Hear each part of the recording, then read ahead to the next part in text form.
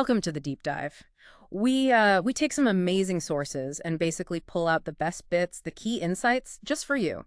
Today we're diving into a really fantastic film, critically acclaimed, Another Round. And it perfectly sets the stage for looking at something universal, the midlife crisis, as we see it in movies. Exactly. And for this deep dive, our sources are the Moviescramble review of Another Round, plus a really lively podcast discussion they had. Ah, okay. Yeah, it covers Another Round, but also digs into a whole bunch of other films that tackle this same theme, this midlife reevaluation thing. Right. So our mission today is pretty clear. We're going to unpack Another Round, look at the insights, how it handles, real life stuff. Yeah. And then we'll broaden out, explore this whole phenomenon of the midlife crisis using other movie examples. So this is really for you, whether you're into Danish film analysis, or maybe just looking for those aha moments about, us, human behavior, how we see ourselves. So, okay, Another Round, or a druk, the original Danish title. What's striking right away is the cultural thing. Danes, we often think of them as kind of pared back. Right. Minimalist, maybe? Yeah, exactly. But apparently there's this significant culture of teen binge drinking. The source even called it a stain on the record for a country that's usually top for happiness and equality. Yeah, that cultural backdrop is really key. It feeds right into the film's premise. You've got these four middle-aged friends, all teachers. Right. And they're feeling totally washed up and washed out, just ground down by daily life. So they decide to try this pretty unusual experiment. Based on the Skarderud theory. Exactly. Yeah. Though it's important to say this is a fictional theory made up for the film. Ah, okay. Good clarification. Yeah. The idea is that humans are born, supposedly, with a 0.05% blood alcohol deficiency.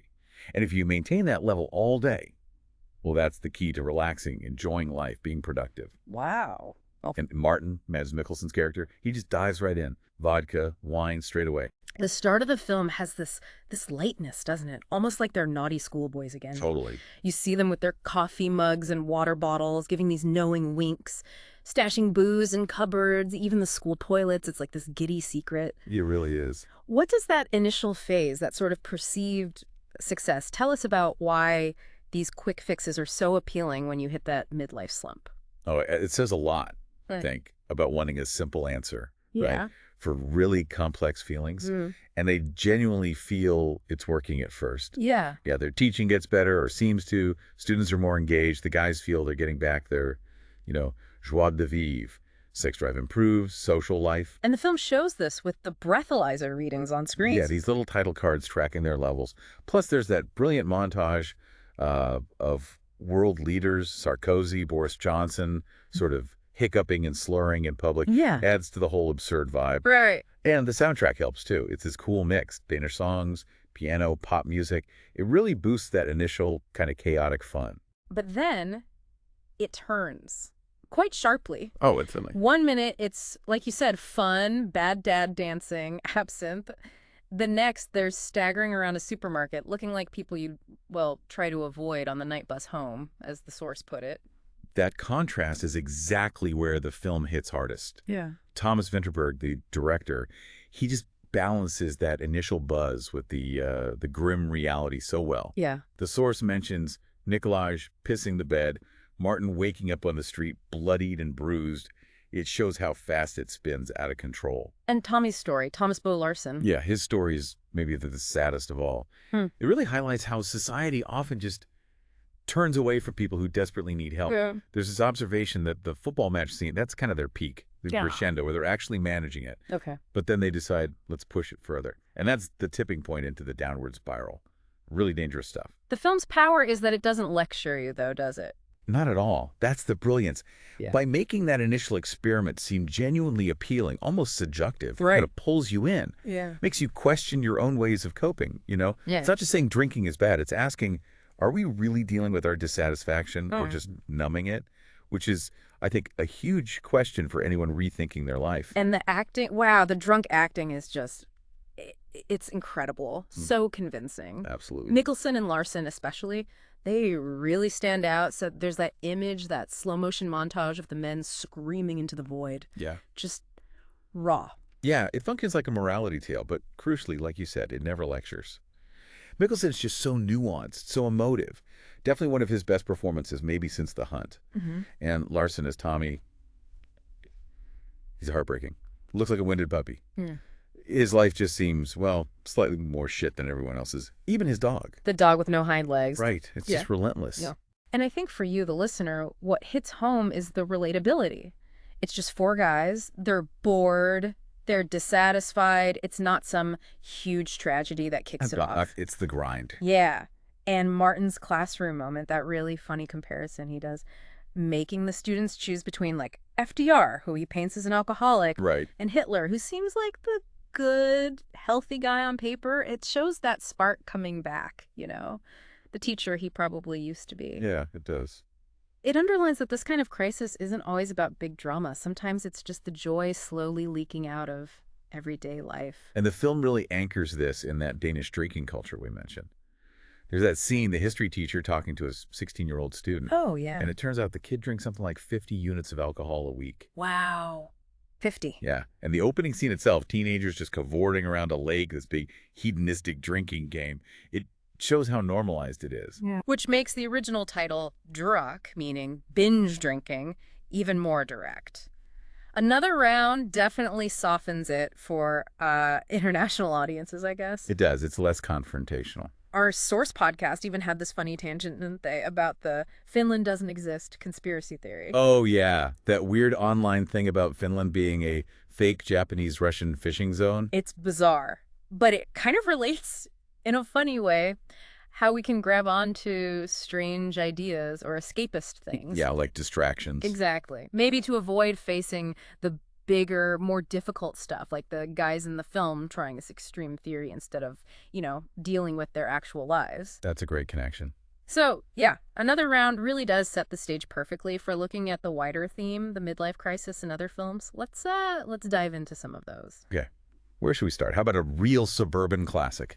1999 American Beauty. Oh, absolutely. Lester Burnham. Yeah, his story. Yeah. Total suburban misery, right? And he narrates it after he's dead, which is quite a hook. It is. Kevin Spacey plays him, gets this completely unhealthy obsession with his daughter's friend, Angela, played by Mina Suvari. Underage girl. Yeah.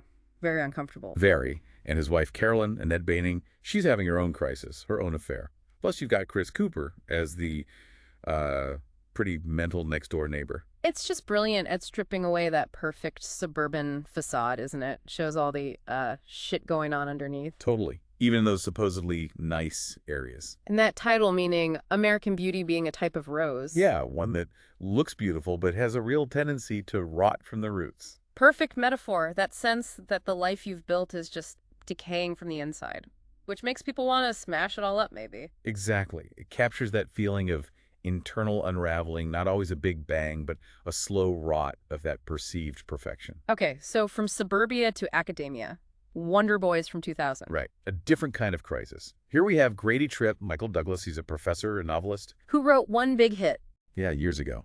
And now he's stuck. Yeah. 7 years trying to write the follow-up, and it's ballooned to like 2,500 pages. Oh, wow. He's self-medicating, lots of marijuana, Yeah? having an affair with the chancellor, Frances McDormand, who's married to his boss. Plus, he has blackouts. And a blind dog that hates him. And a blind dog that hates it, yeah. It's a crisis rooted in professional paralysis, inability to move past old success. Definitely. And what a cast in that one. Tobey Maguire, Katie Holmes, Robert Downey Jr. Yeah, a top-notch cast.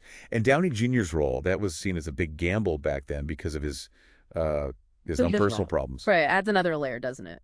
Themes of second chances, reinventing yourself. It does. And the film apparently bombed twice at the box office. Yeah, really? But gained this huge prestige later on. Kind of like finding your way in midlife, maybe. Yeah. A messy process, but maybe it leads to something worthwhile eventually. Interesting parallel. Okay, let's shift to Ego. Birdman, 2014. Ah, yes. Regan Thompson, Michael Keaton. A washed-up actor, famous for playing the superhero Birdman. And now he's desperate. Desperate to reinvent himself. As a serious Broadway actor, driven mostly by his own vanity, really, and fear of being forgotten. And he has these hallucinations. Yeah, vivid ones, of the Birdman character, taunting him, like a reverse conscience, pulling him back to his superhero past, mocking his new ambitions. The connection to Michael Keaton's own career, Batman and all that, is just unavoidable. Completely. It adds so much depth. And the Okay. filmmaking itself, that fake one-take aspect, Yeah. and the way the music, often just drumming, is right there in the scenes. It mirrors his frantic state of mind. Yeah. And you've got the other crisis elements too, the divorce, the daughter struggling with addiction. It shows how a personal crisis ripples outwards, affecting everything. It really does. It's a powerful look at how ego can drive you but also destroy you when you're searching for meaning later in life. Let's go back a bit further. 2002, Far From Heaven, very different feel. Very different. Todd Haynes' film. Julianne Moore as Carol, this seemingly perfect 1950s housewife in Connecticut, Seems perfect. until her life just completely unravels. She walks in on her husband, Dennis Quaid, Oh, right. having sex with another man. And she has to deal with his homosexuality, plus her own feelings, in this incredibly buttoned-down, prejudiced era. The look of that film is stunning. That beautiful, rich technicolor, the costumes, the sets. Gorgeous. The plum skirts, emerald tops. But it's contrasted with these huge scandals bubbling underneath. A gay husband, her forbidden relationship with her black gardener. Yeah. Todd Haynes is fascinated by that, isn't he? Strong women in crisis in that period, how they navigate the social rules when their whole world collapses. Her crisis isn't boredom, It's it's a total shattering of reality. exactly forcing her to confront prejudice, her own identity, everything. Okay, now for something completely different, and maybe a bit dated. How to Murder Your Wife, 1965. Yeah, definitely of its time. Yeah. Jack Lemmon plays Stanley Ford. He's this confirmed bachelor, a successful All cartoonist, right, living the dream bachelor life. until he gets drunk at a party and wakes up married to this woman, Verna Lisi, who literally popped out of a cake. Seriously, out of a cave. Literally. She's Italian, speaks no English, and we never even learn her name. She just completely disrupts his ordered world. It sounds potentially really misogynistic today. It could be, yeah. But the source mentions this opening monologue that actually critiques privileged, middle-class, white, middle-aged men. So maybe there's a satirical edge. Okay. And the plot gets wild because Stanley, the cartoonist, starts using his comic strip character, Bash Brannigan, to basically plot the perfect crime to, well, murder his wife. Wow. Dark humor. Very dark. It's like this extreme fantasy of escaping marital entrapment, showing how dissatisfaction can spiral into something pretty monstrous, even if just in imagination. Okay, let's jump to a perhaps unexpected example. Iron Man, 2008, a superhero movie. Yeah, but think about Tony Stark's journey. Robert Downey Jr. again. He starts as this billionaire playboy, right? Sleeping with models, drinking all the time. Classic excess. But his real crisis kicks off when he gets kidnapped by the Ten Rings. That's when he has his crisis of conscience, sees the damage his weapons do. It's an awakening forced by mortality. Yeah, you can definitely trace his midlife crisis arc through the sequels, too. Building the suit is the start, then dealing with his health, his drinking in Iron Man 2. Right. And the PTSD in Iron Man 3. It's framed as this long journey of redemption, isn't it? Becoming a better person, overcoming his demons, finding purpose beyond just being the younger, reckless Tony. Exactly. It shows a crisis that isn't about escape, but about embracing responsibility, finding a new, maybe more meaningful purpose. Okay, back to comedy, but a very different kind. The 40-Year-Old Virgin, 2005. Andy. Steve Carell. Yeah. His crisis is unique, right? He's 40, works in an electronics store, and he's never had sex. It's not about losing youth. It's about never having started that part of life. Pretty much. It's a quest for something he feels he's missed, which lots of people can probably relate to in different ways, that feeling of being behind somehow. The humor in that film is just brilliant. So much of it improvised, apparently, like the poker scene where he describes boobs. Bags of sand?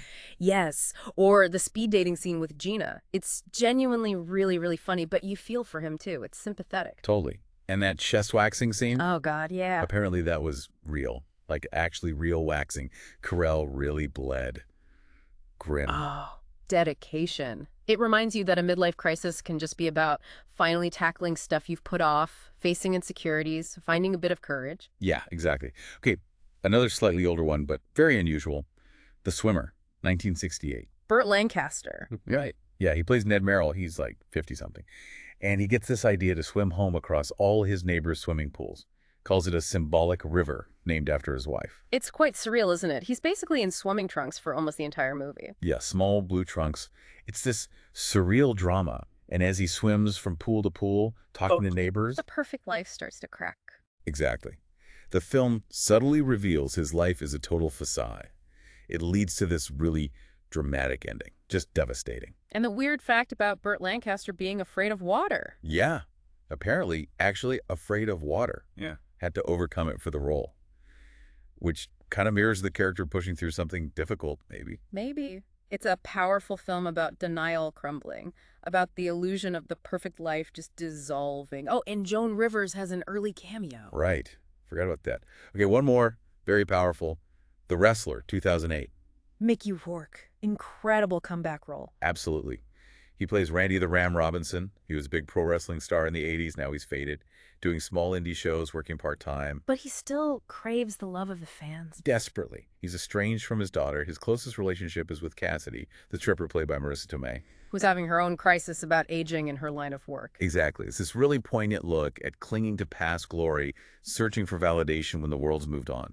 And again, the parallels to the actor's own life. Mickey Rourke's boxing, his physical changes. It adds this raw authenticity. It really does. You see Randy's body failing him, the heart condition, but he just needs that validation, that adoration from the crowd. It connects back to Birdman, doesn't it? That need for external approval. And even Iron Man in a way. Randy just can't just hang up his wrestling boots. No, he can't. Which leads to that ending. Ambiguous, maybe, but feels pretty tragic. Yeah. It asks if some people can ever really escape that need, escape their past self. Wow. Okay, so that's quite a journey through cinematic midlife crises. It really is. This deep dive, I think, shows just how varied the midlife crisis theme is in film. Mm-hmm. Humorous, tragic, subtle, over the top, across genders, classes. Yeah, it's clearly a universal thing that filmmakers keep returning to. Constantly reevaluating it. So for you listening, maybe think about your own expectations versus reality. How do these films resonate? These anxieties about getting older, finding purpose, how you see yourself? Mm-hmm. They're pretty universal, right? Are these crises just about mourning lost youth? Or are they maybe an opportunity, a chance for real change? And here's a final thought to chew on. Is a midlife crisis just self-indulgence? Or is it actually a necessary thing? Painful, maybe, but necessary for figuring out who you really are, finding a more authentic way to live. Something to think about. We'd love to hear your thoughts on midlife crisis movies or anything else you'd like us to deep dive into. Yeah, definitely. You can email us, podcasts@moviescramble.co.uk, and we're on social media too, @Moviescramble on Twitter, Instagram, and Facebook. Get in touch. Yeah, do. Until next time, keep digging deeper.